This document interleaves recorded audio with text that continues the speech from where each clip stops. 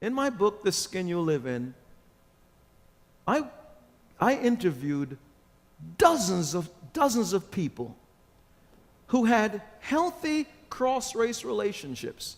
I mean, these individuals, I don't care whether they're Asian or Latino or Indian or white or African or Caribbean or African American, it didn't matter, that there was this unusual magnetism that just flowed out of their lives that made them racially attractive. Everybody wanted to be friends with them. I don't care what their race was and how different it was. One of the women I interviewed, her name was Jessica, pseudonym. And Jessica grew up in the mountains of Virginia. She was a white American. Her whole community was white. And her dad, she said to me, the proverbial Archie Bunker from the sitcom All in the Family. If you look up the word bigot in the dictionary, you'll see my dad's picture. That's what she said. He hated everybody that wasn't white and everybody that didn't look like him. And he peddled that worldview and that philosophy, that ideology all throughout my childhood. And she said, when we went to the marketplace in the big city, the moment we saw people that were different, he would make sure he pointed out to me, don't you trust those kinds of people. Those individuals, they're always saying that the white person is holding them back. They always want handouts. This group, never befriend them. That, never get close. Watch out for them. And he peddled prejudice and bigotry and racism to his daughter.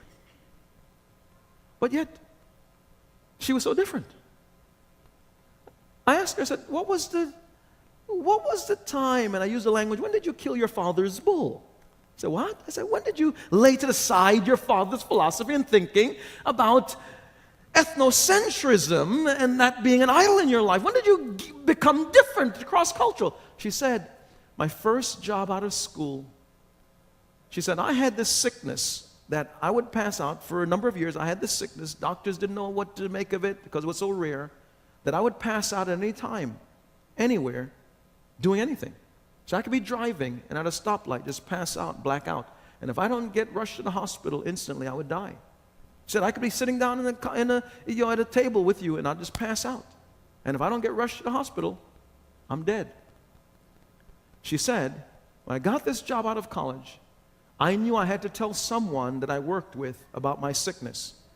And the only person that worked in any physical proximity that was close to me, physical space, was an African-American woman by the name of Louise. First week, I was guarded, I was suspicious, because I remember all the stuff my father just poured out in me. But I knew if I didn't tell Louise and something happened to me, I'm going to die.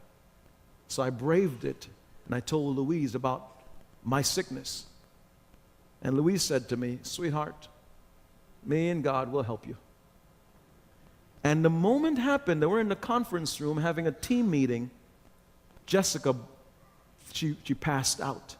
Louise knew exactly what to do. She called 911. Ambulance came in a few minutes, and they rushed her off to the hospital. And when Jessica recovered, there she was, laying on her back in the hospital room. When she looked up, there was Louise stroking her hand, saying, you're going to be all right, sweetheart, you're going to be all right. She said that was the climax. That was a turning point. And Louise and I became fast friends. We started hanging out together, going shopping together, going to each other's homes. She said to me, that's when I killed my father's bull, using my language. Let me ask you the question. Have you killed your father's bull?